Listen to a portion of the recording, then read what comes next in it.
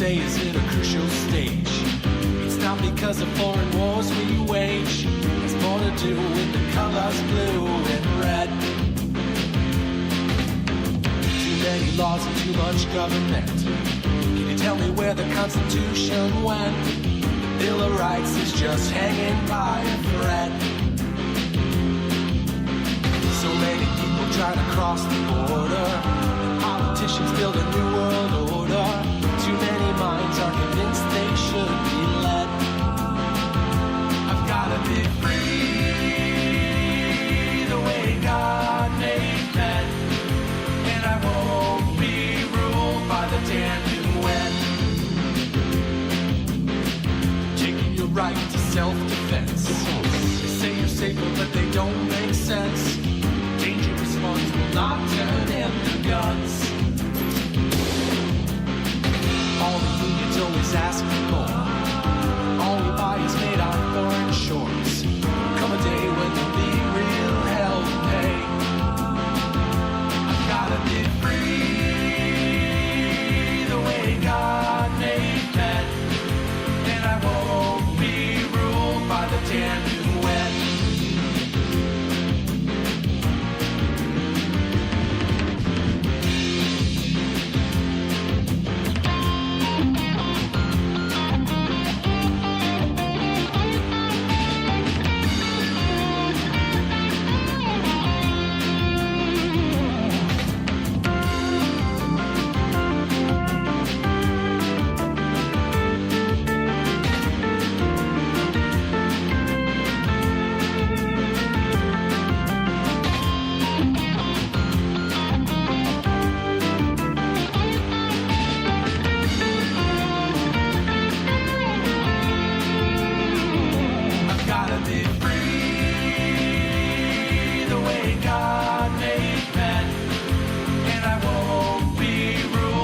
Damn UN.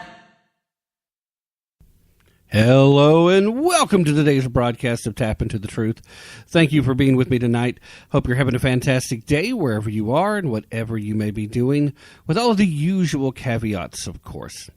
It is indeed time to tap into the truth. But before I go any further, though, with tonight's show, do once again want to thank Mr. Matt Fitzgibbons for giving me permission to utilize his tunes. That was one of them. I've got to be free. One of the many great tunes that you can find over at patriotmusic.com. So when you get an opportunity, if you don't mind too terribly much, please boogie on over to patriotmusic.com, check out what he's got going on, and even if you've been there before, quick reminder, go again. Check it out. He's always working on new projects. Matt is a tremendous historian, a fantastic musician, and he's been a good friend of the show. So again, Matt, thank you for allowing me the use of some of your tunes, and thank you for being a great American. Because you are. All right. What do we got going on today? Well, it's basically a Culture War Friday kind of deal. We've got a lot of things going on the Fridays. Unless you're listening, one of my great friends over in Utah. If you are listening at KYAH 540 AM, Utah's Talk Authority, it is, of course, Sunday morning, heading quickly towards noon. And for you guys, welcome. If you are so interested and inclined, I would encourage you to wait about a couple of hours, I think it would be. Let's see here, noon your time to my time, about an hour. About an hour at the end of the show, if you listen to its entirety, you can go over to blogtalkradio.com and you can listen in to my live Sunday show.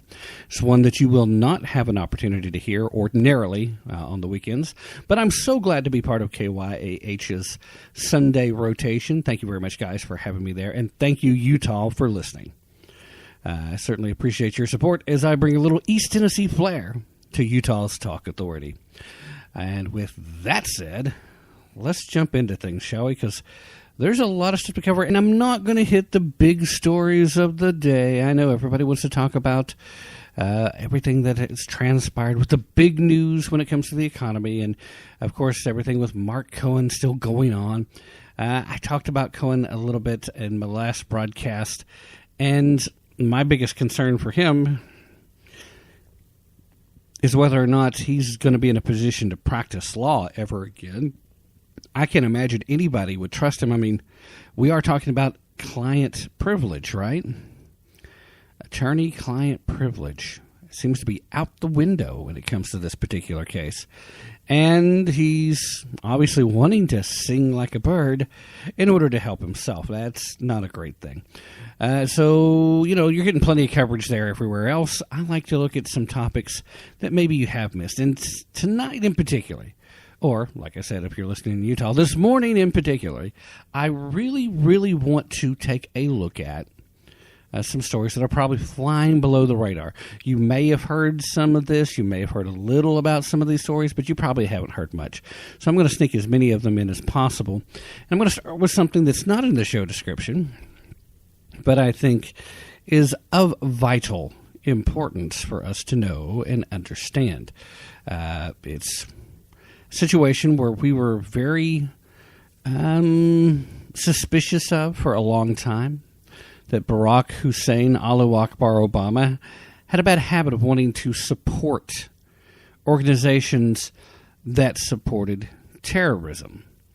Now, we've talked about this a lot, and now there seems to be evidence that he knowingly sent funds designated to an Al-Qaeda affiliate while in office.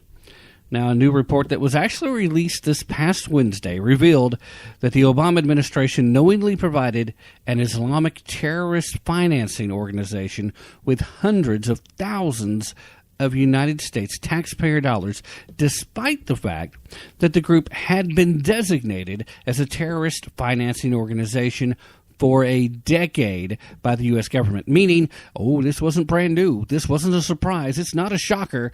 The intel was available, Barack Obama was informed, and he sent it anyway. Obama officials approved the release of well over $100,000 even after they were told that the Islamic Relief Agency, known as Chatroom, was affiliated with Osama bin Laden and the Maktab al-Qadrat.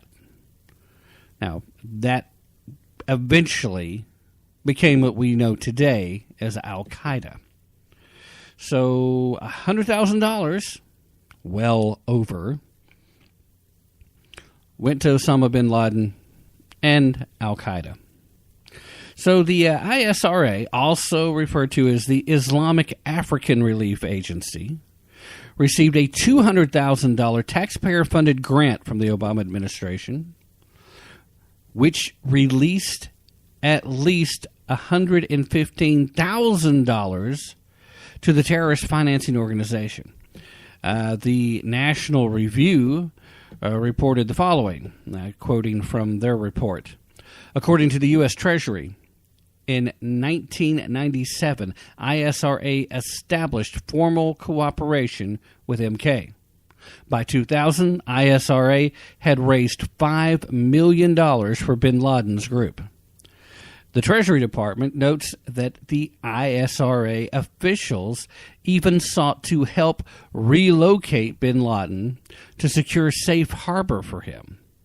It further reports that ISRA funds raised in 2003 in Western Europe specifically earmarked for Hamas suicide bombings.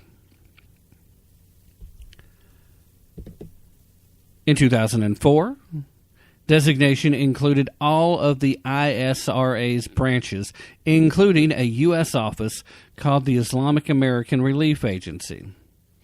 Eventually, it became known that this American branch had illegally transferred over $1.2 million to Iraqi insurgents and other terror groups, including, reportedly, wait for it, the Afghan terrorists Gulbuddin Hekmatyar. Okay, so sometimes my East Tennessee tongue doesn't like to roll around for some of these Islamic names, but the point is still the same. Now, the National Review does acknowledge that in July of 2014, the U.S. Agency for International Development approved $723,405, again, a U.S. taxpayer funds, to go to World Vision, Inc., and that out of that money, $200,000 was to be directed to a sub-grantee, the ISRA.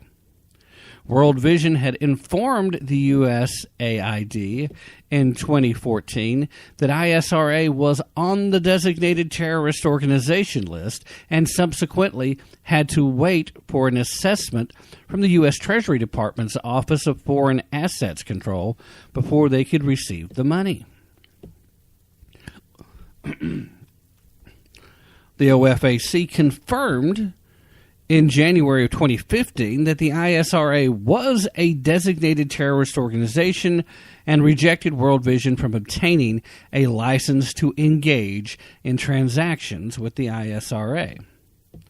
At this point, the National Review added to their report, despite OFAC's ruling in February, World Vision wrote to the OFAC and Obama administration official Jeremy Kondike, who was then serving as the director of the USAID's Office of U.S. Foreign Disaster Assistance, to apply the OFAC for a new license from the USAID in order to pay the ISRA. I know, throwing a lot of alphabet soup at you here. But they wanted to pay the ISRA monies owed for work performed. Now, I'd be very curious to find out exactly what work performed is it that the United States owed them money. Or was this a case where certain members of the United States government considered the U.S. Treasury Department to be their personal piggy bank? Maybe this was work rendered, services rendered, work performed that was on the behest of an individual policymaker, an individual at a certain high level where such determinations can be made and then can be brushed aside so that a sycophantic media would not report on them. Is that just speculation on my part? Of course it is. But it's not speculation that's too far outside of, it's not too far outside of the realm of possibility considering pallets of cash that was transferred to the Iranians. It's not too far outside of the realm of possibility considering the fact that weapons were being illegally moved into Syria from Benghazi, Libya. And it's certainly not too far outside of the realm of possibility considering that weapons were being transferred into the hands of Mexican drug cartels, despite the fact that all of these things are in fact illegal. We know those other things happened. We know this has happened. So the question becomes, what was the purpose? Who was behind it? At any rate, according to Larry Meserve, USAID's mission director for Sudan, World Vision argued that if they did not pay the ISRA, their whole program would be jeopardized. Then, incredibly, on May 7th of 2015, after close collaboration and consultations with the Department of State, OFAC issued a license to the World Vision affiliate, World Vision International, authorizing a one-time transfer of approximately $125,000 U.S. taxpayer dollars to the ISRA, of which $115,000 was for services performed under the sub-award with USAID.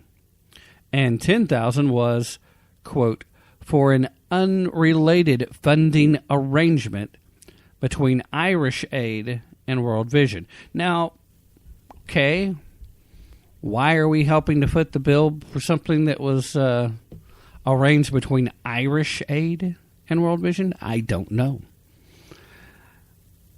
Perhaps a bit of a shell game going on as opposed to actual...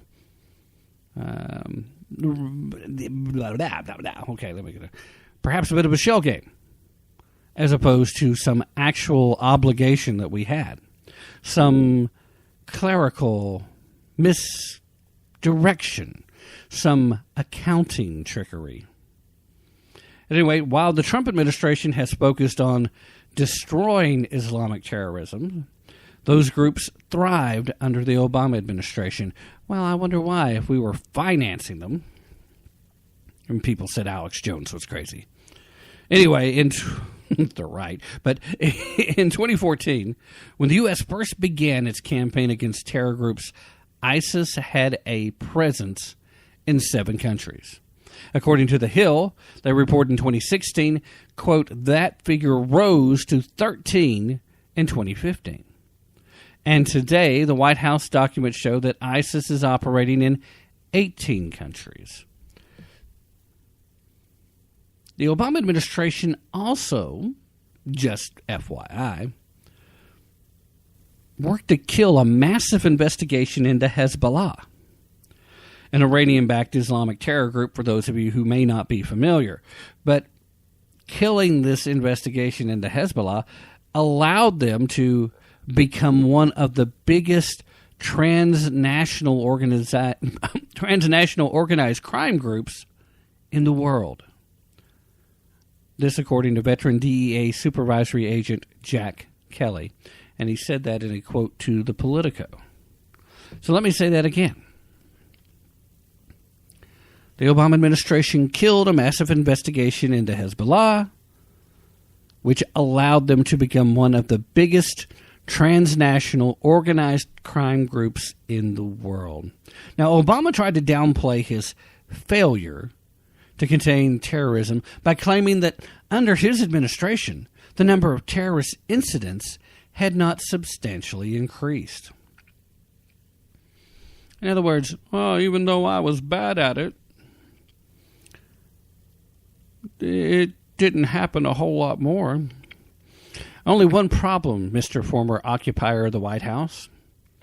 Even the left-leaning PolitiFact rated Obama's statement on this one as mostly false. So there you have it. It is in the record, but have you heard about it? Are you hearing about this in mainstream news? Are people telling you about this? Are you getting a dose of this little bit of reality? The fact that Barack Hussein Allahu Akbar Obama knowingly sent cash to Osama bin Laden and Al-Qaeda through affiliates, the way that they get their funding from Western nations, through this hand, through that hand, through that hand, knowingly sent this cash.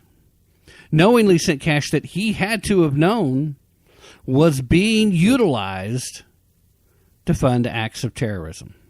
It's no wonder, it's no question why he wasn't successful at fighting Islamic terrorism, because he was instead encouraging it. Every action he took on the international stage encouraged Islamic terrorism.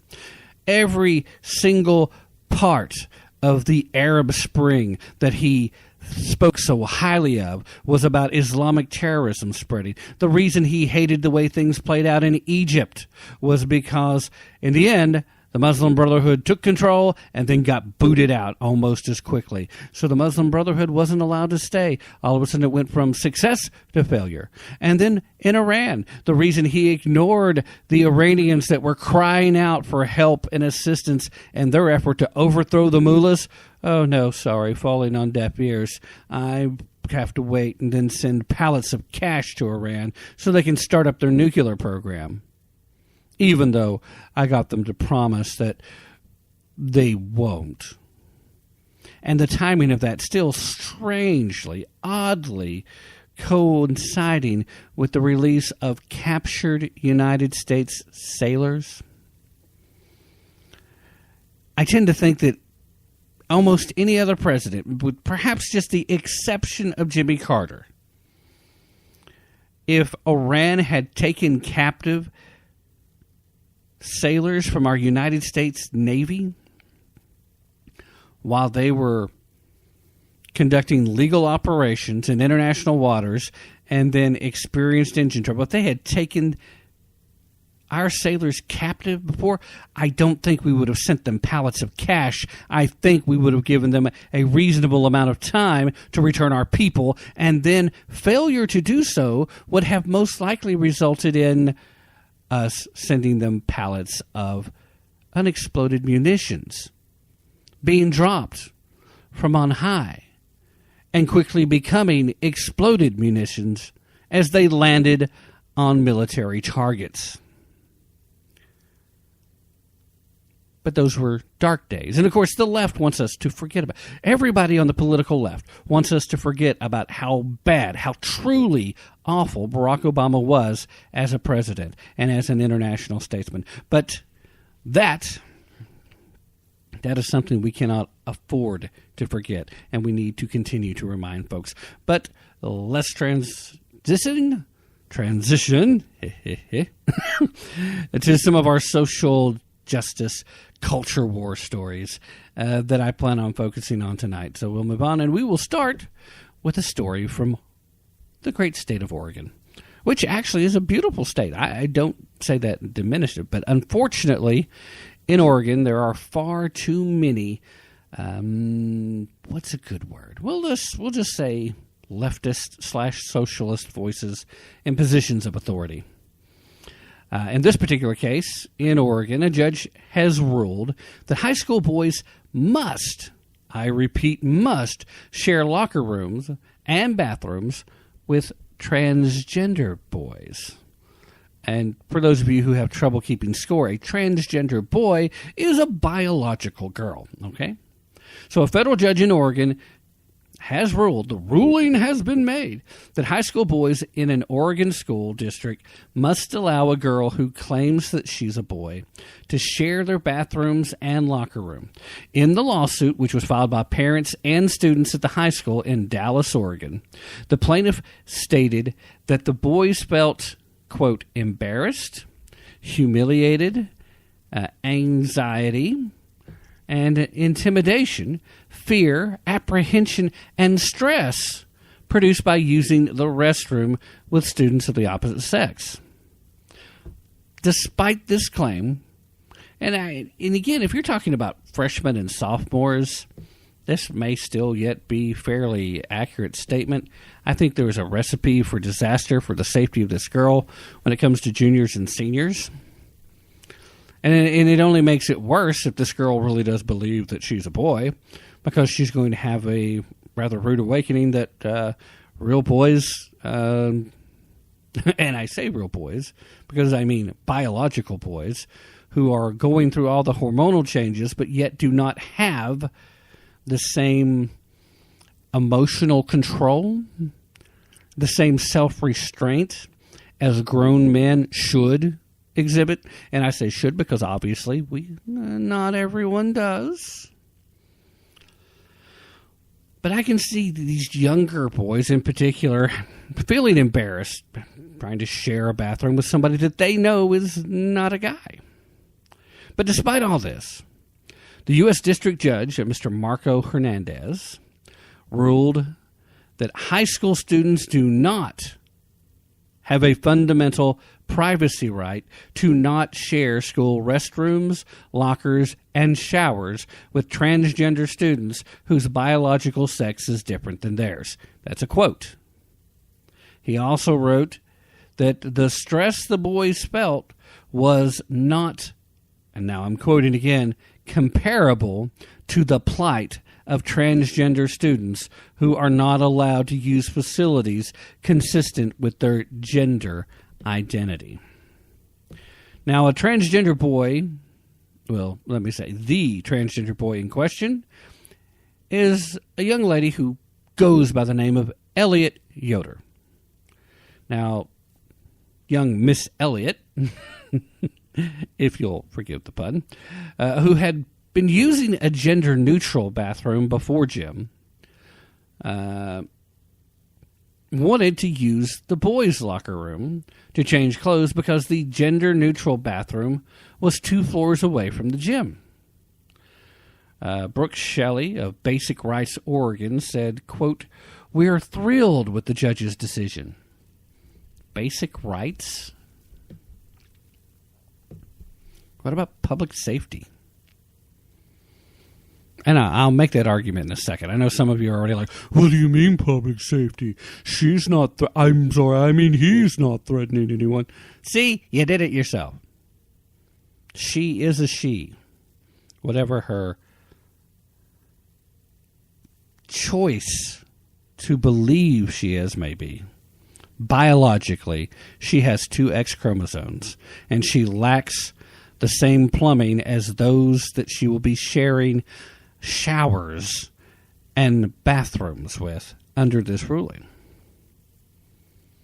Now, as a U.S. News report stated, the potential threat that a high school student might see or be seen by someone of the opposite biological sex while either are undressing or performing bodily functions does not give rise to a constitutional violation.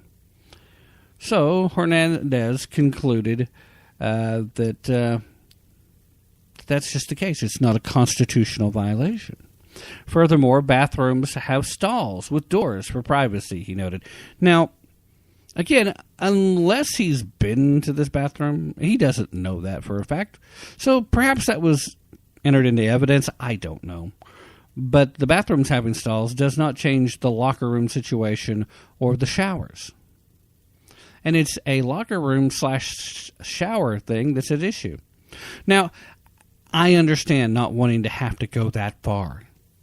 And she, young Miss Elliott, who wants to be a he, claims that been using the gender neutral for a while. And so that's okay. That's a reasonable thing. But to demand to use the same locker room, you're putting yourself in harm's way, actually, because again, this is the public safety aspect. The public safety threat is not being posed by this girl who thinks she's a boy. It's being posed by the people she's going to be sharing locker rooms and bathrooms with. They're not going to look at her as a he. That's not going to I don't care how badly you try to browbeat these kids. There's just not going to be that mindset and that mentality. Now, I would like to think that these people are going to not commit acts of violence, but the fact that you're putting yourself in harm's way should be an unacceptable thing. There's a reason why we have boys and girls bathrooms in schools to begin with. It's because there are natural curiosities at certain ages that become natural inclinations at older ages, and both of them are not something that should be explored in a schoolhouse. I don't care what your feelings on the matter is.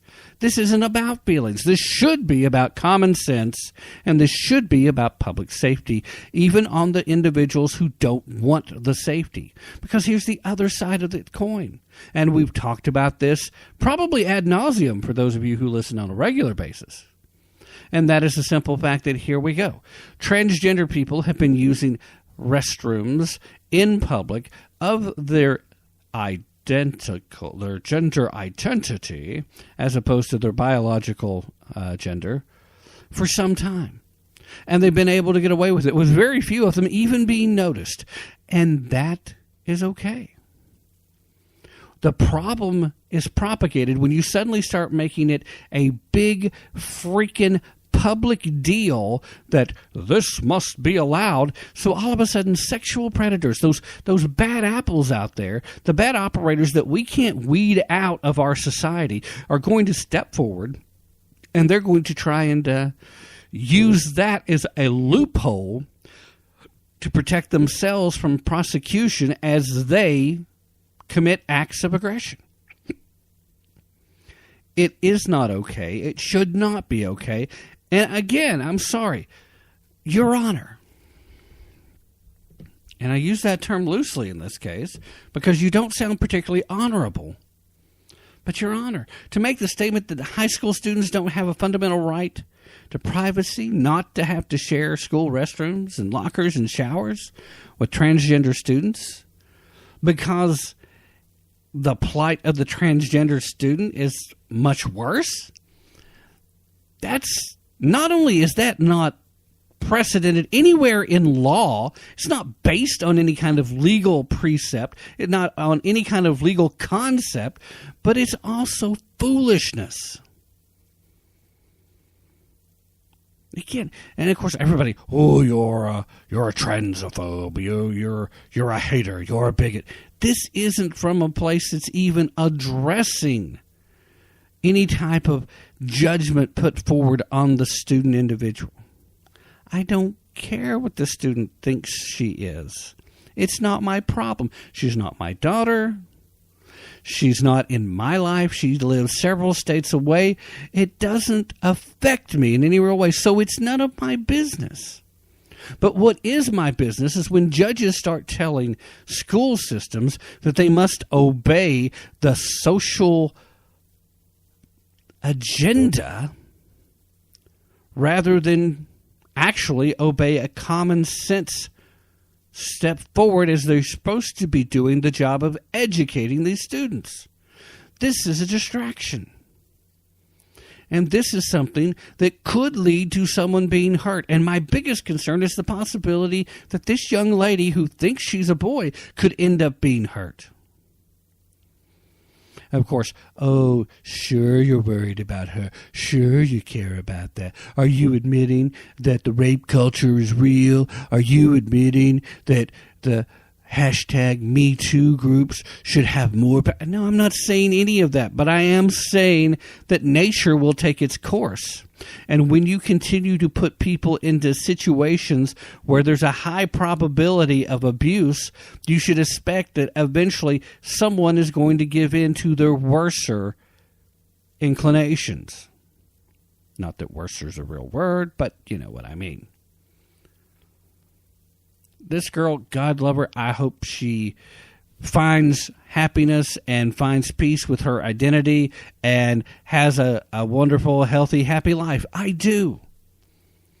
But what I want is for this United States District Judge, Mr. Marco Hernandez, to come up with a better rationale than I'm worried about the plight of a protected group.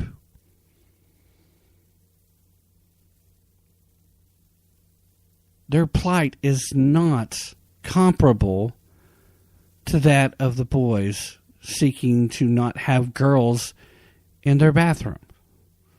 I'll agree with that statement. But their plight, just being transgender compared to, I have to walk further to use a gender neutral bathroom to change, that's your choice. You got two choices. You can either walk the extra distance to go to the gender neutral, which is, I hate that we live in a day and age where that's a reasonable compromise, or you simply use the bathrooms and locker rooms of your biological gender. Because there, you don't have to be worried about what everyone else is going to think. And then only you have to worry about fighting your natural inclinations. If you're going through your hormonal changes to the point that your drive is what it has become, and you're concerned that you will have these urges with these other people among your biological sex, then why would you fight this anyway? I mean, I hate to sound crass, but this is like a go have fun for free card, which is exactly what I'm trying to protect you from in the other locker room. But control yourself, contain yourself, isolate yourself if that's what you have to do, because the schools aren't built to accommodate that, and humanity on whole isn't built to accommodate your feelings. And this country is based on law and order. This country is based on constitutionally protected, God-given rights. And your rights end where the next person's rights begin. And vice versa. That person's rights ends where yours begin. Basically, you don't have the right to impede someone else's rights in the quest to exercise your own. If their rights and your rights come into conflict, then where that ends is where societal norms come into play. There are no laws on the books that demand that transgendered individuals be treated as their gender identity, as the phrase they want to choose. Those don't exist. There are certain city ordinances. But outside of that, if you want to be a U.S. federal judge, you have to make these determinations based on the Constitution and U.S. federal laws. You cannot play on state laws or local laws. You have to rely your judgment on U.S. federal laws. It's amazing how these people seem to forget what their jurisdictions are and what their responsibilities are. Judge Hernandez, these students do have a right to feel secure while they're on the premises. This is exactly the argument that would be used in trying to take people's Second Amendment rights away. They should feel as if they're safe when they're at the school. They shouldn't have to worry about someone coming in with a gun.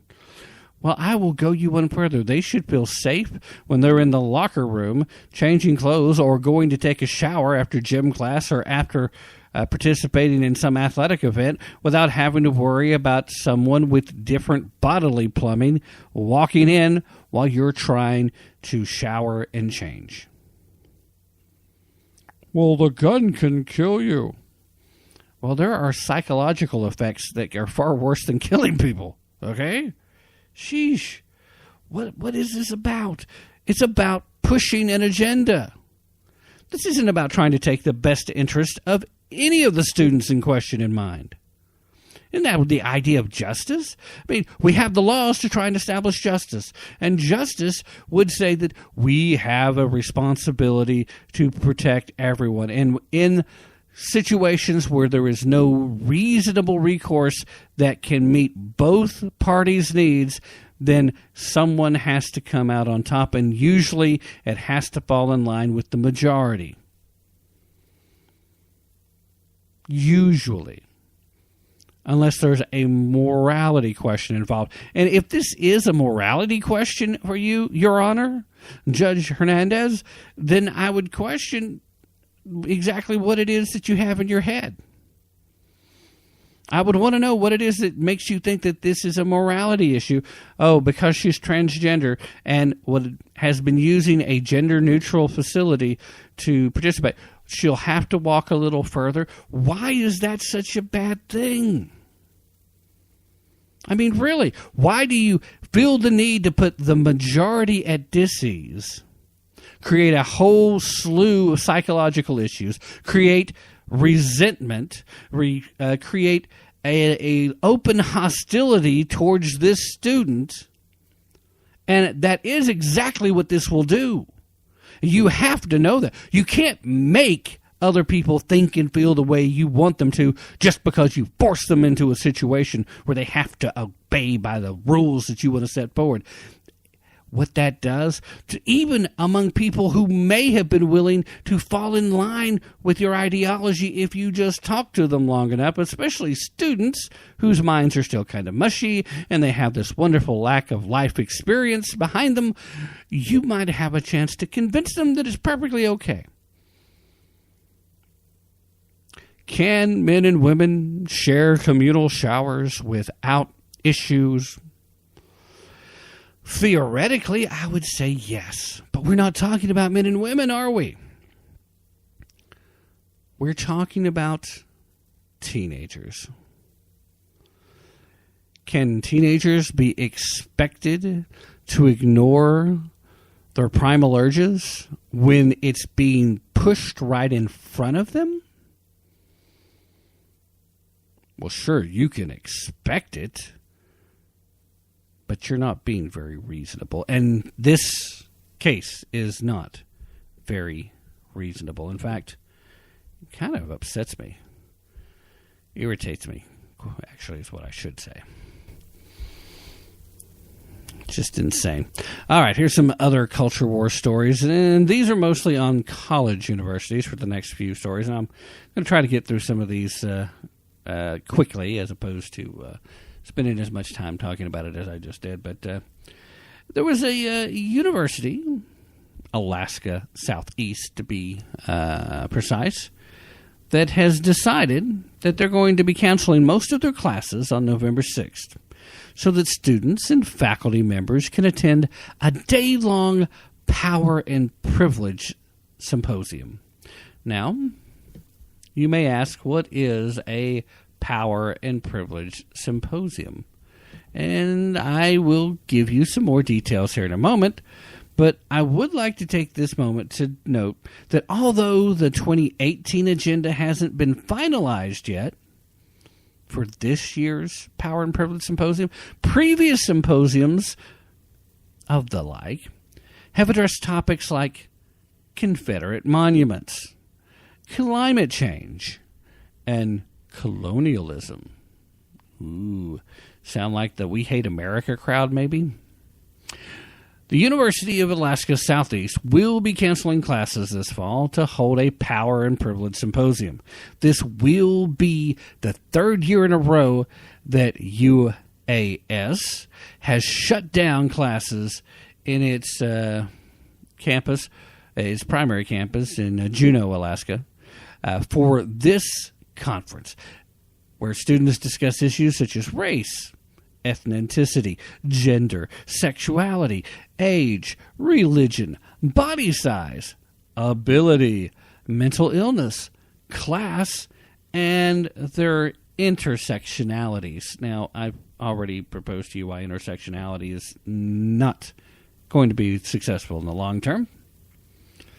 But anyway, according to the university, most of the USA Juneau classes will be canceled to allow students and faculty to give them the opportunity, basically, to attend and or to present at the symposium. Students are encouraged to check their class syllabi and talk with their professors to confirm that their classes will be canceled. This being the third annual UAS Power and Privilege Symposium, it's a one-day conference style teach-in designed to give members of the UAS and Southeast Alaska communities an opportunity to come together and engage in difficult, thoughtful, and honest conversation about the ways social hierarchies and identities manifest themselves in our communities. At least that's according to the university itself. So while the symposium will be held on the UAS Juneau campus, it does say that keynote speeches and a selection of breakout sessions will be available live via distance. So guess what? If you can't be there, they're going to make it available. But here's the question. This is a standard class day. You are paying to attend this university. You are supposed to be getting an education. Obviously, once again, we're looking at a group of people that are instead receiving indoctrination. These issues we know are presented on college campuses if they are not being protested, mocked, and Antifa's not showing up to throw rocks at everybody. It's being presented strictly from a far leftist point of view. I would say that it is beyond our point in time where we should continue to allow anything that is so blatantly political to be used to shut down classes until they're at the very least willing to give equal time to the other side. I keep trying to remind people, These college campuses have become echo chambers. They become places where nobody wants to hear the other side. They become places where nobody has a right to speak up unless you agree with everybody else that's there. And if you're agreeing with everyone else there, it means that you've taken a far left viewpoint. Not just a little left, not just a slightly left of center. You've got to be fairly far along the political spectrum on that left side in order to agree with a lot of this hogwash. That's a technical term, by the way. If you're from the South, you'll know. It's hogwash. Okay. They have managed to take these real issues and then swirl them around with their political agenda and then throw it out at you like it's all 100% truth and get you worked up and fired up and ready to go and take action on their behalf. And the reason they want you to do that in their behalf is because they lack the personal courage to do it themselves. But they know that you're young and that maybe you're not going to take the time to think it through. You're not going to take the time to temper your emotions well enough to stop and realize you're being used. And it works. It works a lot. But I think we should start a national movement. In fact, we can make it an international movement.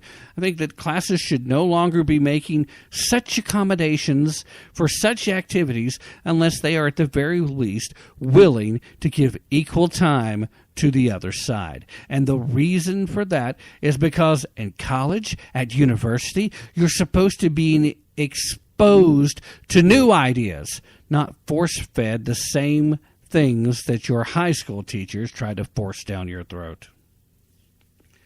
Just in bigger doses and in a stronger format. That's not the way it's supposed to be. But what can we expect? After all, we're living in a time where art teachers are complaining about the geometry of whiteness. Yeah, another great college story. And by the way, most of these I came across at Campus Reform, if anyone would like to take the time to go back and read the actual articles. But in a chapter for a new Handbook of Race and Arts in Education, a University of North Texas art education professor argues that K through 12 teachers should work to combat, quote, geometries of whiteness. Tyson Lewis contends that whiteness is a kind of one-dimensional way of being in the world, suggesting that educators incorporate critical whiteness studies, in order to advance the social justice agenda of art education. The social justice agenda of art education? I'm sorry, I thought the purpose of teaching art was either A, to help an individual to improve their artistic talents, or B, to teach people who have limited talents, or maybe great talents that have yet to be discovered, a better appreciation of art. Isn't that what art education is supposed to be? Am I wrong about that? Well, of course I am, because a professor teaching it surely would know more about it than I would, right? An art education professor at the University of North Texas is urging his fellow educators to use social justice themed art classes to fight what he literally is calling, this is a quote, geometries of whiteness. Tyson E. Lewis, who teaches classes on critical pedology and anesthetic theory, contributed a chapter in the new handbook, Art Education and Whiteness as Style. He contributed a chapter. The chapter's title, Art Education and Whiteness as Style, for a new guide that's aimed at other educators the Palgrave Handbook of Race and Arts in Education. So it's understandable that this is part of what's expected, because the handbook itself is talking about art. It's talking about race and arts in education. So you're literally trying to weaponize what should be one of the most innocuous classes that you'll have. I mean, literally, it is a class that should be based on either your ability to learn to appreciate art or your ability to be an artist. And being an artist actually is a really good example of what the right is constantly trying to explain to you. And yes, we have to explain it, because people are, like this professor, are trying to teach other people incorrectly. You have been created in the image of God, and you have the opportunity to pursue your happiness. You were created equal in the eyes of God. You were created with that same opportunity, but you will not, you cannot end up with an equal result. If you look at athletics, some people are naturally more athletically gifted than others. So you're never going to be as good at that sport. No equal outcome. When it comes to arts and music, the same is true. Some people have a natural talent that far exceeds those of their peers,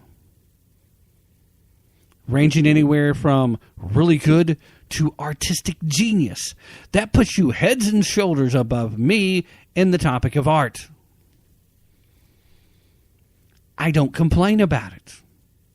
I understand. That's the nature of life. That is the same understanding all of you need to grasp.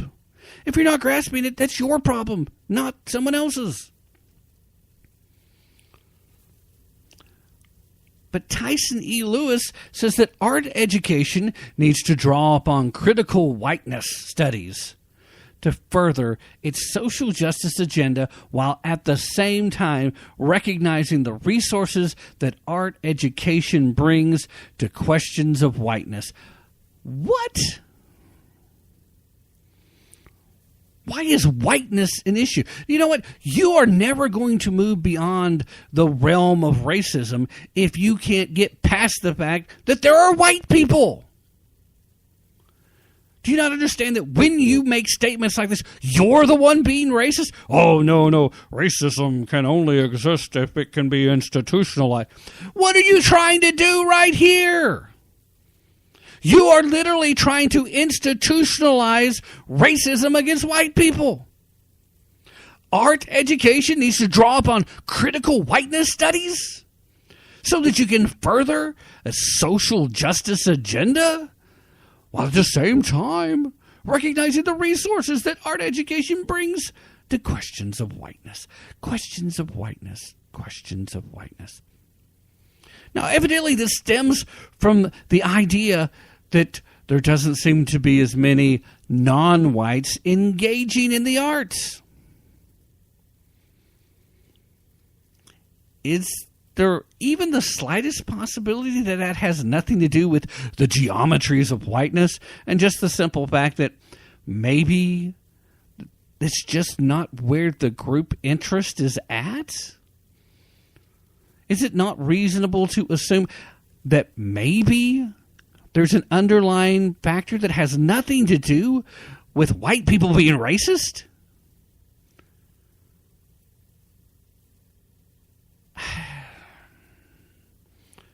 It's undeniably, unirreparably ridiculous.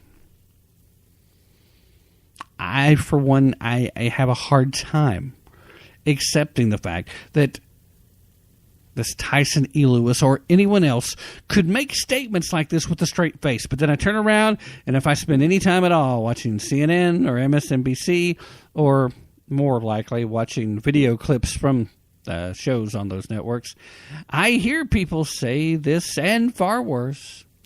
I hear Sheila Jackson Lee making statements about how she loves America and how she doesn't hate anyone and she doesn't hate this administration.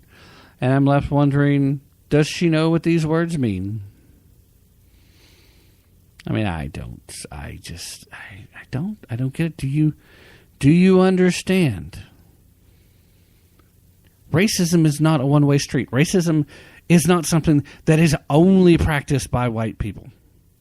Are there white people out there who are racist? Yes, I wish I could say it wasn't true, but there are. But I will tell you this much.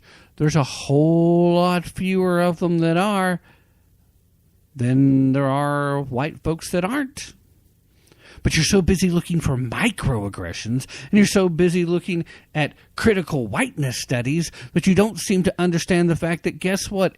In America today, especially in America before the election of Barack Hussein Allahu Akbar Obama, when all of a sudden the new Black Panthers were above the law, where all of a sudden we have a attorney general who thinks it's okay to break the law and send weapons across the border to Mexican drug cartels, until those days arrived and people started saying every time we questioned a policy that, oh, you must be a racist. Before that started, race relations was at an all-time high and was on a slope still moving upwards. And the only people who thought differently than that were the people who have, since the 60s, made their living by causing race baiting and hate mongering. Don't believe me? Look at what they do for a living. Like I say every freaking broadcast, don't take my word for it. Check it out for yourself. All right, I'm going to go ahead and do the Edwards Notebook and the Songs and Stories Veterans Tip of the Day, and then we will get back to business, so stay with me. I will be right back. Thanks for being here. Okay, so 4 high-tax states want to sue President Trump and the federal government for lowering our federal tax burden? Hello, I'm Ron Edwards. On today's page from the Edwards Notebook, the tax law passed and signed into law last year limits state deductions to $10,000. The lawsuit argues the tax law that has stimulated the U.S. economy violates the 10th Amendment governing states' rights to make sovereign decisions on local investments. The leftist governors of Connecticut, New York, Maryland, and New Jersey are squawking over a mass exodus of voters moving to states with lower tax burdens and fewer economy-inhibiting regulations. Unfortunately, they often ruin those states they move to by voting the same way for Democrats, which makes about as much sense as buck teeth in reverse. The problem isn't lower deductions, but rather the extremely high taxes that create the problems in the first place. The greedy politicians need to back off and allow sovereign citizens to keep more of their money, thus lessening the need for higher deductions, making those states more attractive to live in, by the way. Problem solved. So join me Fridays at 4 p.m. Eastern, 2 p.m. Central, 1 p.m. Pacific on AmericaMatters.us, SHR Media, and Spreaker. Or for you insomniacs, 12 a.m. Sundays on Talk America Radio. I'm Ron Edwards. Sponsored by the Tri-County Liberty Coalition. Dan Perkins here with your Songs and Stories for Soldiers, Veterans Tip of the Day. First of all, I want to thank you for your service to our country. You were getting ready for your 4th of July barbecue, but you noticed how worn out your old grill was. You made it through, but what next? Before you buy that next grill, make sure you're getting a veteran's discount when you buy that grill or anything from a hardware store. I'm a veteran, and I found out that one of my favorite places to shop has a veteran's discount. Lowe's has made it simple and easy to enroll. Just go to the customer service department and tell them you want to apply for a veteran's discount. So here is your veteran's tip of the day. Go shopping, and if you see something you like, ask the owner if they have a veteran's discount. Then check out the selection of grills at Lowe's and be sure to enroll for the 10% discount, not only on that grill, but everything else you buy. This has been Dan Perkins with your Songs and Stories for Soldiers, Veterans Tip of the Day. All right, ladies and gentlemen, thanks for staying with me through that short break. Glad that you're here, and thank you for being here. Of course, Ron Edwards, the Ron Edwards Experience, great show. And, of course, Ron usually joins us quite often on Sundays for our Sunday afternoon conversation. Usually the second Sunday of the month, although occasionally we have to move it around. And every now and then something comes up. But great friend of the show, tremendous voice for conservatism. Give the show a try whenever you can. And then, of course, we just also had Dan Perkins. Love Dan Perkins. Tremendous writer. But he's also heavily involved with the Songs and Stories for Soldiers organization, which is doing a lot of good work. So, by all means, check out Dan Perkins' website as well. And, if you are so inclined to help out veterans through the Songs and Stories for Veterans program, then by all means, let me encourage you to do exactly that. All right, let's move along. And I'm going to have to pick up speed because I do have a couple of things I want to get to, and I'm going to catch myself running out of time if I'm not careful. So let's continue. We are back to the college beat again. Here's a good one. Not exactly something new from the folks on the left, but I hate it when people who are supposed to be on top of the legal game make statements like these, because we have a Yale law professor who is literally encouraging people to hide immigrants from ICE. They're looking to hide immigrants. You don't have to hide immigrants. You know why? Because immigrants are here legally. See, the act of immigration is a legal procedure in which you have to go through the process. You have to be here legally in order to immigrate. So the fact that they want to call them undocumented immigrants or undocumented whatever, it's to soften the fact that they know that there is still a push, and thank goodness, because the U.S. Department of Justice now is demanding that all U.S. attorneys utilize the language of illegal alien once again, instead of some of them trying to use the more politically correct, softer terms. Because that's what they are. By the legal definition, they are illegal aliens. They are not constrained to the authority of the United States of America because they are not citizens here and they have not, through legal means, traveled here. There is an important reason why that distinction exists. But this Yale law professor is encouraging people to hide these illegal aliens that he wants to call immigrants. Again, I would think a law professor would understand that there's a difference, and that might be why he chose to use the words. It's definitely why the left has tried to use the softer words. But yeah, he suggested that we should hide immigrants from ICE if we have to, insisting that this would only constitute civil disobedience, not aiding and abetting criminals.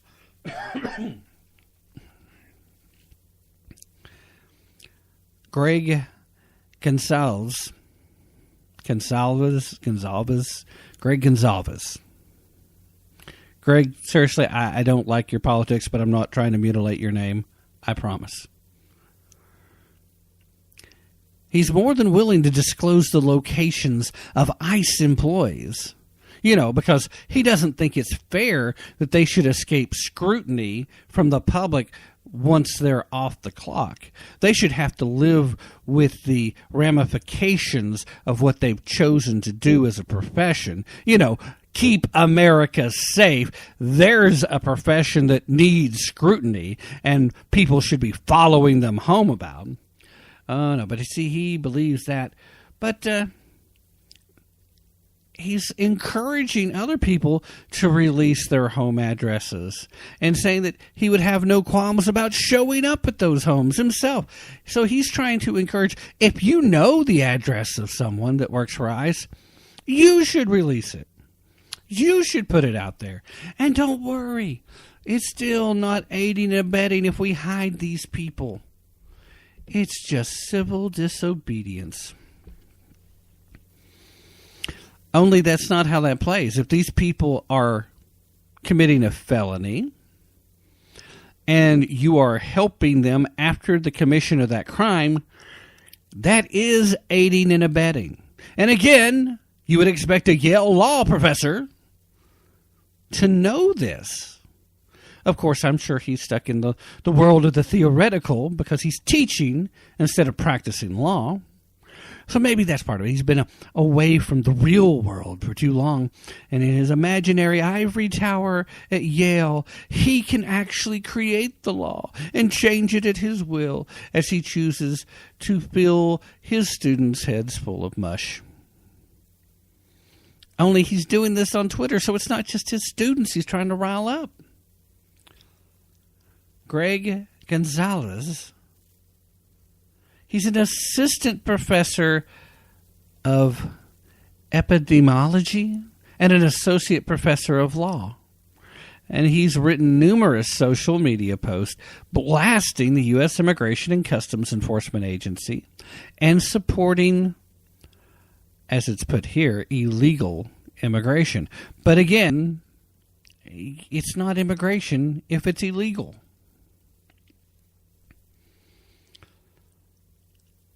This guy is teaching students at Yale. Supposed to be one of the top colleges, universities in the world, right? It's Ivy League. It's top notch. It is worth being snooty about if you're able to attend. This guy telling people bad legal advice and encouraging people to hide these illegal aliens from ICE, if you get the chance, and go harass these people at their homes. Doesn't sound like very smart legal advice to me. If he's willing to give that kind of legal advice, well, it makes me wonder why Yale would allow him to be a professor teaching law at their university. Of course, we all know why. Socialist agenda, socialist agenda, socialist agenda. But if they were actually held accountable for this as being offered as legal advice, would they be so willing to risk what the courts might do to them? Besides, I know in the mind of the left that this is every bit as bad as what the Nazis did. And they've got these images of Anne Frank hiding in an attic in their minds when they're desperately trying to save these downtrodden and abused and mistreated people who want nothing more than a better life for themselves. So they believe that they're acting heroically in defiance of the law, the mean old Nazi Gestapo. I know that's because we've already heard all the comparisons to how ICE and the Trump administration are a bunch of Nazis.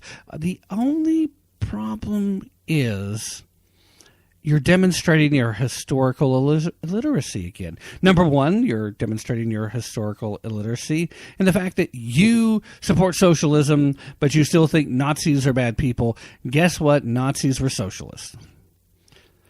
Don't take my word for it. Look it up. And don't fall in for the trap when people try to tell you, yeah, but it wasn't real socialism. Or, yeah, but it was a different kind of socialism. It's the same trap that these young kids are falling into with the democratic socialism. I don't care what adjective you put in front of socialist. It's still socialism. Period. That voting you're so proud of, Ocasio-Cortez, that you keep bringing up whenever somebody asks you what's the difference between democratic socialism and Stalin or Marxist socialism. Well, you see, in the democratic, we get to vote. Well, you institute it, and we'll see how quickly those votes don't mean a thing. But the other historical illiteracy is the fact that the Jewish people in Germany who were trying to escape the wrath of the Nazis, they were also German citizens too. These were people who legitimately belonged and deserved to be in the nation, but were made illegal by decree.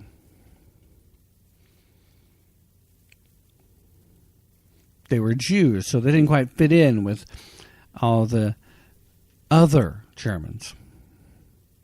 It was easy to demonize them in the minds of the would-be nationalists who fell lockstep with the socialist agenda of the political party that actually began as a labor union, better known to you as the Nazis. Whereas the question mark here with what's going on in this country is securing our border, trying to keep people from illegally entering, because if they come here illegally, we have no way to vet them. This isn't about not letting people in the country. It's about insisting they come here the right way. And, the children, they're taking the children away from adults. Yeah, and it's important to use the word adults, because when you say parents, you don't know that. That's the dirty little secret. And finally, after months of talking about this story, finally I hear a fair amount of people making the point that close to 30% of these kids that are being dragged across the border with an adult, the adult is not a family member. Certainly not a parent, but not a family member. By allowing these people to come here and stay and to use these children as props, we're encouraging a thriving business of human trafficking that's going on in places at points like Honduras and points further south. Human trafficking, where these would-be coyotes, knowing how this system is going to just melt all over for the children, are going out and buying children from poor farmers. And these farmers are going along with it because usually they have more than the one child, and because they'll have more money than they're likely to see in their lifetimes by doing it. And with the promise that that child's going to America, they have every reason to believe that that child's probably going to have a better life if they do that. It's a terrible position. But I will go you one step further, bleeding heart for the children warriors, and that being, where are you at when some drug-crazed heroin addict is ignoring their children here in the United States, and DHS shows up, they come in, they remove the children from the home because the parent isn't capable of taking care of them? Where is your outrage there? Child endangerment, child abuse, child neglect. That's the cause. And you'll support and stand up for the state's rights to intervene and take that child out. And I'm not saying you shouldn't. But what I am saying is, what can you say about a parent who's willing to subject their child to the dangers and the risk that they did in order to get that child here? So for the children that are coming across with parents, why should we treat these people any differently than we would treat citizens for endangering their children? Oh, no, it's inhumane. Well, which is more inhumane? Leaving a child with a parent that's willing to put them in danger for their own benefit, or putting the child in a safe place? Once these children are in our custody, don't we have a moral obligation to check and make sure these are family members that they're going with? Don't we have a moral obligation to make sure that these people aren't criminals back where they came from, aren't dangerous, aren't going to put these children in more harm than they already have just to get here? Don't we have those moral obligations? Well, it just comes down to it. You can't have it both ways. You have to choose. Do you really care about the children? Then we need to take stands and create policy and write law that's actually going to protect the best interest of the children. Don't we? Isn't that what we should do?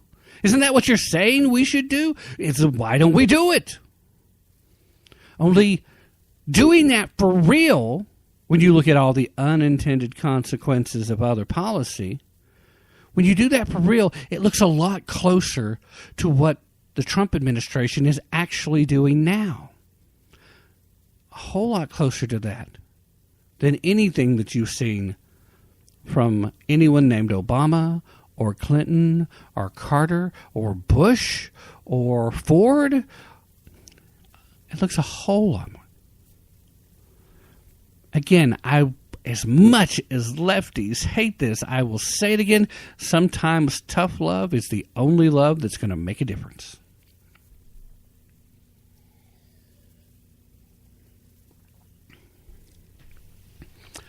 Okay, on to the next.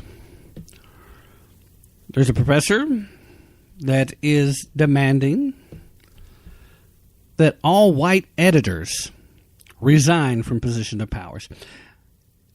A California State University at Fresno professor says that the literary community must demand that all white editors resign, saying that it is intolerable for them to hold positions of power.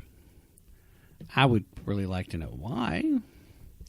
Now, Rhonda Jared issued the demand in a tweet responding to a controversy over the publication of a poem in The Nation that some have called insensitive to minorities.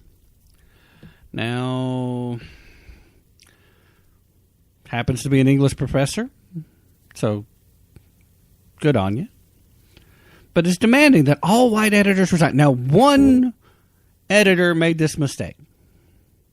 They made the mistake of publishing a poem that might be controversial. You know, I seem to recall in the 60s and the early 70s, publishing controversial literature was thought to be an act of courage. Now, unless that controversy supports a leftist agenda, it's just intolerable. Literally demanding that all white editors must resign, saying that they should hand over the positions of power because merely holding such positions is effed up enough. So in their mind, in the mind of this particular English professor, it's just messed up that white people have any power at all in the world of literature.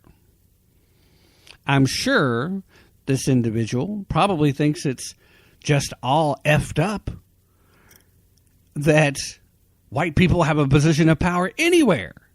Not just in the world of literature, but everywhere. I would guarantee it.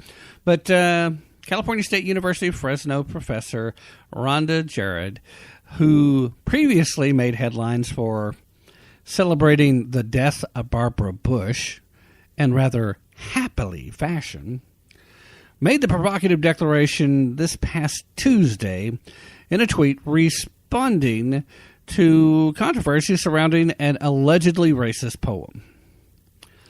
Now, I don't know, I haven't read the poem, so I can't tell you if it's racist or not. But the fact that it's being quoted here from these articles as allegedly racist means, like in most literature, there's room for interpretation. Anyway, in the tweet said, at some point, all of us in the literary community must demand that white editors resign. It's time to step down and hand over the positions of power. We don't have to wait for them to F up. The fact that they hold these positions is effed up enough. Only she used the derogatory profanity. Now, Gerard's outrage appears to have been sparked by a recent literary controversy about a poem that was published in The Nation that's been called insensitive to minorities and the disabled community. The poem How To by Anders Carlson Wee includes the lines, "Don't say homeless, they know you is," and "If you're crippled, don't flaunt it. Let them think they're good enough Christians to notice. Okay. Sounds like you're cracking on Christians as opposed to anyone else. Anyway, the English professor has called for the specific resignation of Stephanie Burt, a poetry editor for The Nation, and tweeted that Burt erases and violently silences people of color. Again, I'm not familiar enough with The Nation to know what Stephanie has been doing as the poet editor there. So I don't know. Maybe she doesn't leave room for poets of color. It's possible. I don't know. But what I do know is it is completely obnoxious to make a statement based on your anger at one individual for running and printing one particular poem that you find a couple of lines to be offended by. This is America. Okay? This is the United States of America. Let me refer you back to the First Amendment. Okay? We got that lovely little thing about religious liberty at the very beginning, and then it talks about freedom of speech. Okay? So the proper application of the First Amendment means, by definition, at some point, if you are a citizen of this nation and you are exposed to the proper application of the First Amendment, at some time in your life, you are going to be offended. And the proper response to that is to either A, walk away and ignore it, B, tune it out and continue on your path, or C, attempt to make a reasonable and rational counterpoint to what has offended you and offer up a solution that would be a way of ending said offense. Reasonable and rational does not sound like what the attempt is here. So if you're not capable of that, then you need to just walk on. Just walk on. Now, again, this English professor claims that, quote, Stephanie has said some hurtful stuff about George W. Bush. Now, she didn't use the word stuff, by the way, about George W. Bush, and has hurt Arab American poets in my community. So I'm wondering why that's an issue. I guess it's okay that you care about these people in your community, but you're not just calling for her to step down. Now, Burt has not resigned, by the way, but she did publish an apology along with Carmen Jaminsky-Smith, another Nation poetry editor, on Smith's Twitter account. So, as poetry editors, we hold ourselves responsible for the ways in which the work we select is received. We made a serious mistake by choosing to publish the poem How To. When we read the poem, we took it as a profane, over-the-top attack on the ways in which members of many groups are asked or required to perform the work of marginalization. We can no longer read the poem in that way. Why not? Why can't you continue to read the poem though? Again, this is poetry in the realm of literature. And I'm sorry, somebody can. You're welcome to correct me if I'm wrong. In fact, I would love for you to correct me if I'm wrong. In the realm of poetry, literature period, but especially poetry, aren't you in fact encouraged to expand past the word's surface meaning and find symbolism and a deeper meaning on your own? Aren't you encouraged to interpret? Now, the same way that extreme leftists want us to treat the Constitution of the United States actually is how we're supposed to treat poetry and literature in general. There's supposed to be this interfeeling, an undercurrent that makes it personal to you. In fact, that's the mark of good literature, that you feel this personalization at one level, but you still feel a depth of other levels too. Why can you not continue to read this? Because when I read those lines, that's the impression I got that was being said too.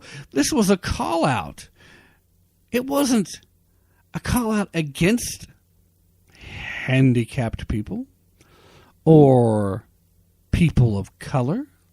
It wasn't an attempt to further marginalize them. It was a call out the fact that oftentimes the people feel like they're forced to participate in the marginalization, which I tend to think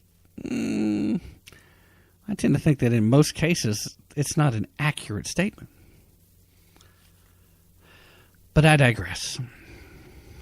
As angry as you are at Miss Stephanie, you are still demanding that all white people, even the ones who committed no crime against you, or the Arabs in your community, or anyone else as far as we know, all of them should step down, no matter how hard they work to become an editor, no matter how many years, no matter what level of education they achieved, no matter how much time they've spent writing and becoming qualified to be an editor. All of a sudden, just because they're white, they're no longer qualified? Yeah, because you're one of these morons that still believes in the idea and the concept of white privilege. Well, let me tell you something, my dear, dear leftist friends. The only privilege that comes from being white for most Americans is the idea and the knowledge and the security in being taught from an early age that it is up to you to determine your path, and you are going to have to work hard if you want to be successful. That is the white privilege. We have the privilege of being told the truth from the jump. Now, you want to talk about subjective truths, and you want to talk about how there are no absolute truths, because the very concept, the very notion, the very idea that straight up, black and white, 100% truth is in and of itself a racist concept. I've heard that argument made. If you haven't heard it again, look it up. You want to believe in subjective truth. You want to believe that your truth is different than my truth. No, you can clearly say that your experiences are different than mine, but that doesn't change the truth. You may have had a harder life than I have.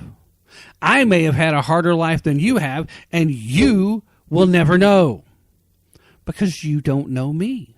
You don't know what I've been through. I don't know you. I just know the stupid things you're saying on Twitter. And anybody that's willing to publicly put stuff like this out in the public arena through any social media outlet is suffering from some kind of derangement. Either it's a complete and total lack of anchorage into the reality that's around them, or it's being so full of themselves that they just believe that no matter what they say, everyone should just fall in line. Well, I, for one, am not going to fall in line. And as far as any white editors out there, good job. Congratulations on getting to that level in the industry. You're in a position where a lot of people would love to be.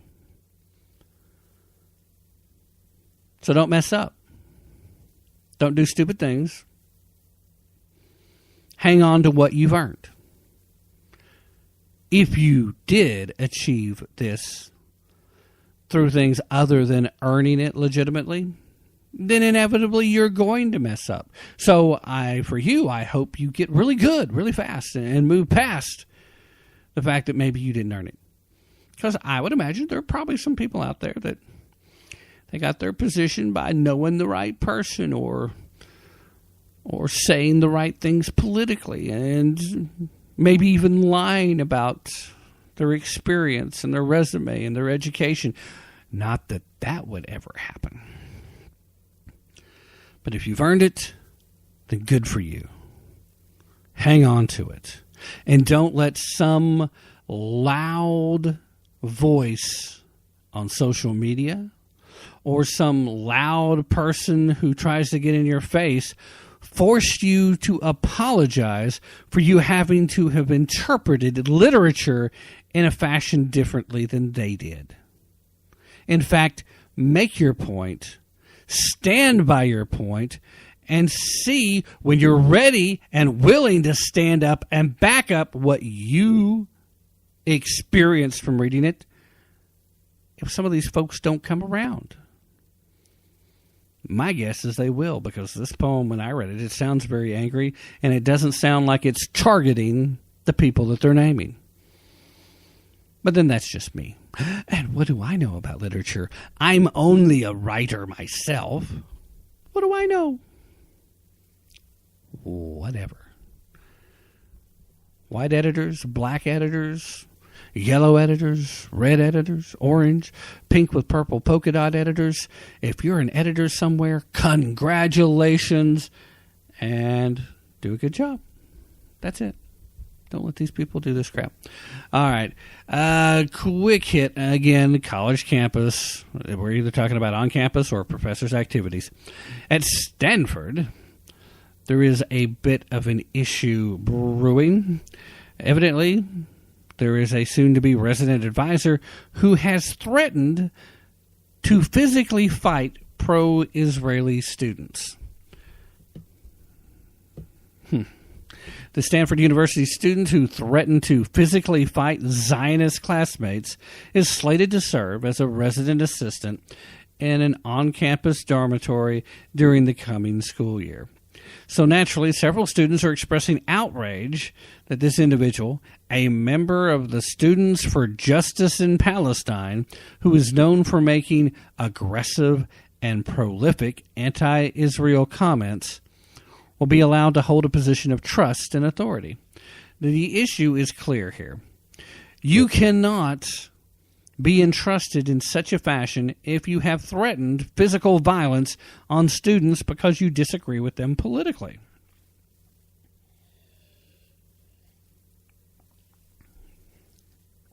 I pause there to give you a moment to let that sink in. That should be simple. It should be the end of the discussion. However, Stanford also having to kneel to the pressures of political correctness, still at this moment have made no change in course. But here's a tweet from the individual in question, and I'm quoting now. I'm going to physically fight Zionists on campus next year. If someone comes at me with their Israel is a democracy BS, only he didn't say BS, and after I abolish your butt, only he didn't say butt, I'll go ahead and work every day for the rest of my life to abolish your pretty butt, only he didn't say butt, ethno-supremacist settler colonial state.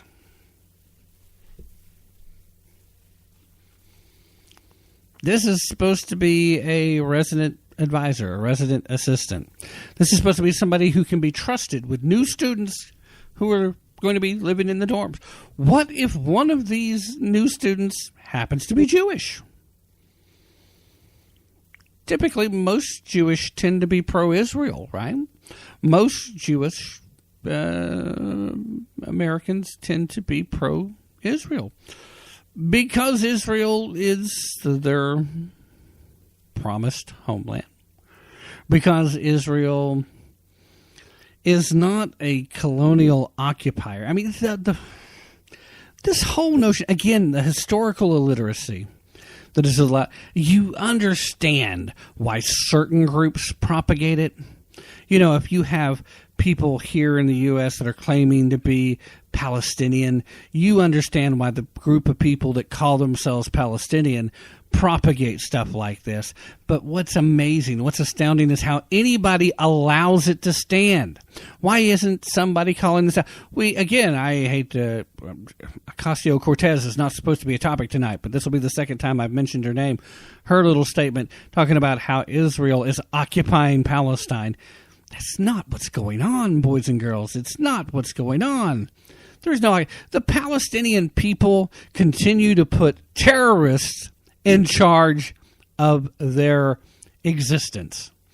First the PLO, then you currently have Hezbollah.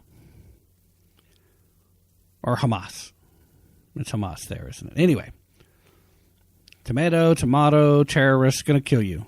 Want to wipe Israel off the face of the earth? They're not willing to accept.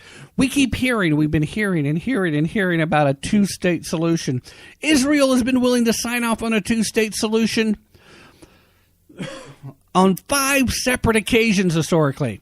Do any of you Israel bashers know that? 5 separate occasions, 3 of which would have put Israel with the smallest piece of land, would have been smaller than the 1967 borders, which is what Obama wanted to return to, the pre-67 borders. And Israel was willing to offer that in the past too. It keeps being turned down because they're being run by people who want to kill all Jews. They're being run by people who want there to be no Israel. They refuse to acknowledge Israel's right to exist. And in doing so, they cannot accept a two-state compromise offer. And they never will. Never. Keep offering it. It's never going to be accepted. Only they can't win either, can they? Again, look up your history. Find out about the so-called 7-Day War. Surrounded on all sides and being attacked by what should have been superior forces and greater numbers. And Israel wiped them out. They took the Golan Heights.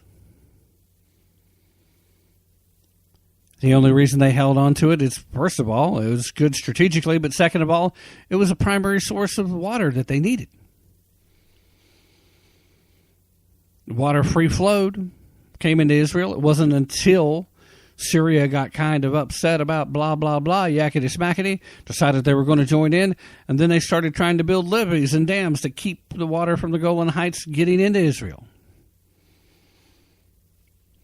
Egypt kept demanding. UN finally honored the demand from Egypt, got out of the way. I don't think they expected that. And then they jumped in, and the war started. But guess what?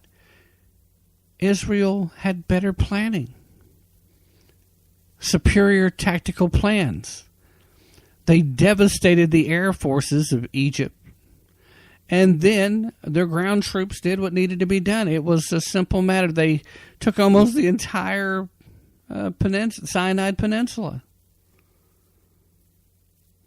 By the rules of any war that has existed before that day, Israel would have been completely within its right to keep every last piece of that territory and boot every last Arab out. But they didn't.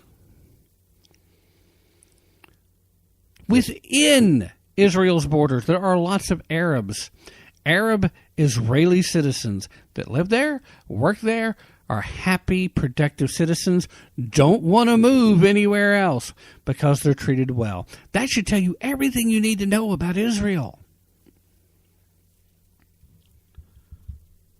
And the fact that the Palestinian leadership, whether you're the PLO or the groups that have followed, refuse to acknowledge that Israel has a right to exist and would rather keep their people living in the abject poverty and in the hell-stricken conditions that they live in, not because of Israel, but because Israel must protect itself from the terrorist groups that the so-called Palestinians continue to let lead them. So come on, Stanford. If someone is making these kind of physical threats, they probably shouldn't be on your campus, let alone be put in a position where they could literally cause trouble for new students coming onto your campus. If you're willing to allow these folks on your campus, fine. But as an RA, as soon as this threat was made public, he should have been disqualified. That's it. End of that discussion. All right, here's another story that I definitely want to get to. Then I'm going to try to sneak one more in after that if I get a chance. But we're going to talk about this time at Harvard. And, of course, if you paid attention to the titles of the broadcast, you're probably expecting to hear about this one any second now. There's a sorority at Harvard that's going gender neutral. I mean, what could possibly go wrong, right? Can you still call it a sorority if it's gender neutral? A Harvard University sorority has announced it will become gender neutral this upcoming semester. The group, in fact, will be disaffiliating from its national organization, Kappa Alpha Theta, and rename itself Theta Zeta Psi. Okay? Theta Zeta Psi. This comes after Harvard's new policy to prohibit students who are members of single-sex organizations from holding leadership positions in clubs, varsity sports teams, and scholarships.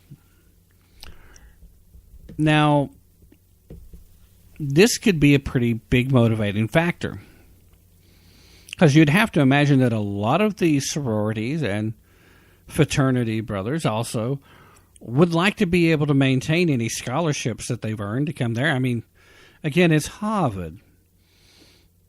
Really rich people have a hard time affording to attend Harvard. So scholarships are at a premium. A big part of the networking that is created through going to an Ivy League school is it comes from spending time in fraternities and sororities. And I've never been a big fan of the sorority/sorority scene. I do think it creates an air of class warfare, if you will, on the college campus, which, again, these are ideas that you should be exposed to. You should see it in a fashion that lets you know what it's about without facing the worst aspects of it. So I still think it's good for colleges and universities to have fraternities and sororities. Not for me. Doesn't mean that it's necessarily a bad thing. But I think it kind of defeats the purpose if all of a sudden they have to be gender neutral, or, again, they can no longer have positions of leadership in clubs or varsity sports teams and scholarships. Now, I would like some clarification here if the policy actually means that they can't actually participate in varsity sports. Now, it says leadership in clubs, so maybe you can't be a team captain of the varsity sports team, or maybe you can't be there at all, because I know there's no leadership positions for scholarships. Either have one or you don't. Anyway, according to the Harvard Crimson, the sorority's decision was influenced by Harvard's new policy, but is in good faith. In other words, yeah, they thought about it, they considered it, but in truth, they're okay with it because they understand that men and women are interchangeable. There's no real difference. How does this go badly, right? Because these groups have their own houses, their own lodging, if you will. They're staying together. How much effort do you think is going to be put into keeping co-eds separated?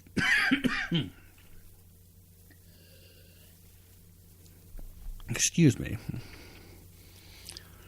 I mean, it's not really the responsibility of the university to keep these young adults from matriculating in an inappropriate fashion, right? Who could possibly see anything negative coming from this? At any rate, they said that this decision reflects our commitment to supporting our members as they take full advantage of the academic and leadership opportunities available to them as Harvard students, which we believe is central to our mission. This in a statement made by Theta Zeta Psi. The sorority initially was against going co-ed and released a statement in conjunction with two other sororities proclaiming that their intentions to only recruit females in the spring of 2018. But then they changed their mind, and the plans to start recruiting in the spring have changed. And now they have made the statement that they are still committed to their mission as a woman's-focused organization without having a specific gender identity be a criteria for membership. So, are they looking for transgender men so that the university has to accept that they're men, but they're still technically women? Or are they looking for really wussified transsexual men who are, I'm not transsexual, but metrosexual is what I was looking for here, who just are so concerned about their appearance that they're really pretty girly? I don't know. How do you do that? A woman's focused organization without having a specific gender identity as a criteria for membership. Anyway, in a statement to the Harvard Crimson, the Associate Dean of Student Engagement welcomed Theta Zeta Psi's decision, claiming that it helps build a strong foundation of community values such as inclusion and non-discrimination.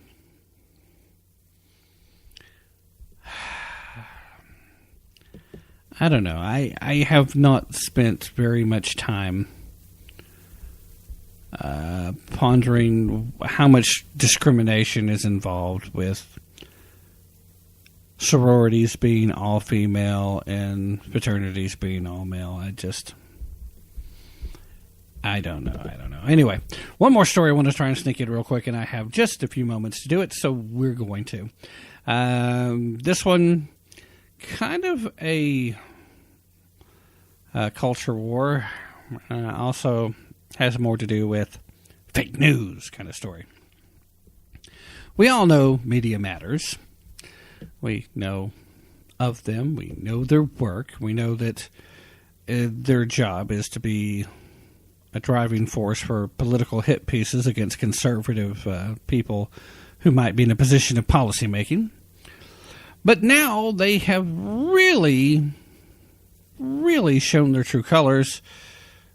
Not that they haven't already, but by hiring a journalist who happened to be the one who falsely accused an ICE agent of having a Nazi tattoo to research the far right. Okay, this is from Jihad Watch, in case any of you are interested, and this actually was written by Robert Spencer himself. The far left Media Matters purports to report on media bias, but it's just yet another in a long line of hard left propaganda sites. Recently, it tried to get Representative Scott Taylor in hot water because he was had his book endorsed back in 2015 by Robert Spencer himself. Foes of jihad, mass murder, and Sharia oppression of women, gays, etc. are always on the left's list for defamation. So, in any case, Media Matters has now shown what it's all about by hiring a discredited leftist journalist who smeared a disabled veteran by falsely claiming he had a Nazi tattoo to research far-right extremism. This reminds me of the time some years ago when a counter-jihadist turned pro-jihad stooge named Charles Johnson identified the Tennessee state flag as some kind of neo-Nazi white supremacist banner. maybe Media Matters will hire him next. Can't make it up. Fact checker who misidentified ICE agent's Nazi tattoo hired by Media Matters to research the alt-right. Well, first of all, there's a difference between the alt-right and the far right. And guess what? The alt-right is not right at all. Never has been. That's why we say the things we do. That's why it's called alt. It is the alt-right because it is an alternative to the right. It is not conservative by any means. You will find white supremacists in the alt-right. You will find ultra-nationalists to the same extent as you saw among Nazism in the alt-right. Again, the alternative to the right. The difference between the alt-right and most leftists is just how far along on the left side of the political spectrum it's on. And sadly, there are far too many people in the mainstream media who are so desperate to use the alt-right term for everybody that happens to have ever once had a conservative idea pop into their head that they continue to misuse the word. So much so that there are literally reporters out there that don't understand that they're even misusing the word. So Media Matters is willing to hire someone who doesn't understand the difference between certain tattoos, doesn't understand the difference between what certain symbols mean. When a simple Google search will tell you everything you need to know. This is a case of seeing what they wanted to see. This is a case of biased confirmation by confirming it to yourself without actually checking, without actually confirming. This is a case of a person who was desperate to make a name for herself at the expense of someone else and hoping, because let's face facts, it doesn't often happen on the left, that nobody that would actually be reading her work would ever question it enough to know any better. And I'm not convinced that I'm sure which is worse. Because one of two things happened here. Either she made an honest mistake, meaning that she was too lazy to do the research and just didn't know any better, genuinely thought it was a Nazi tattoo. Or she did know, but just expected nobody else would call her out on it. Because everybody's too stupid to know any better. Why on earth? Why on earth would someone like me be reading her stuff? Right? How would I know any better? Somebody like myself, someone like Kel Fritzy, someone like Don Smith, somebody like Annie Bellis, someone like Mark Levin, someone like Herman Cain, somebody like these folks.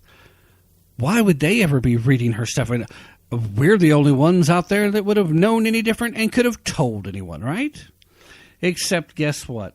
Rush Limbaugh knows better. Sean Hannity knows better. The whole world is filled with people who knew better. Even people who tend to lean to the left politically as far as their voting habits and the like have served the country and understand the difference between certain symbols. So they knew immediately that this tattoo is not what she said it was. It blew up in her face. And what's her reward? Disgraced for all of 15 minutes. And now hired to do research on the right by Media Matters? By Media Stinking Doodah Matters. So if the truth in media doesn't matter, how much can the media itself continue to matter? Again, you're constantly discrediting yourself. CNN, MSNBC, NBC, CBS, you're constantly with your news divisions. I don't mean to leave ABC out either. You're constantly discrediting yourself by putting out things that you know aren't correct. Time Magazine, anyone? And then you have the nerve to wonder why others still question your viability.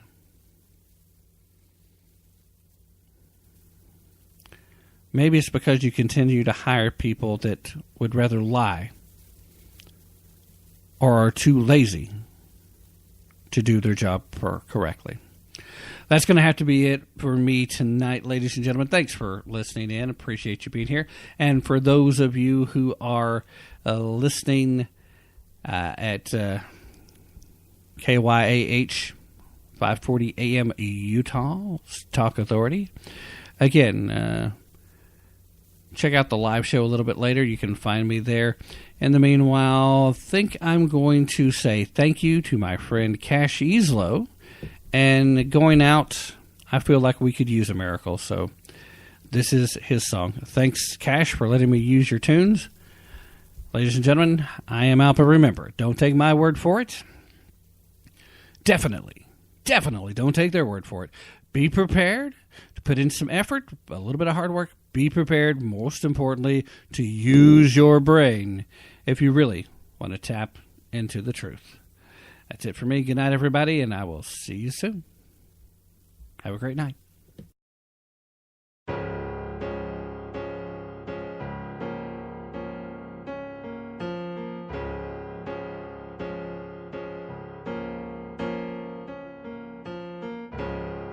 I'm looking for a miracle. Looking for a miracle. Angel looking over me. Just a breath of hope to see. I'm looking for a miracle. Looking for a miracle. Open up the doors for me. Looking forward to eternity. I were you, and you were me, and we were us, and us were we.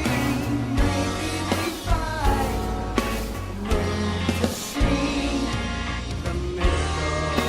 Say once more, the miracle.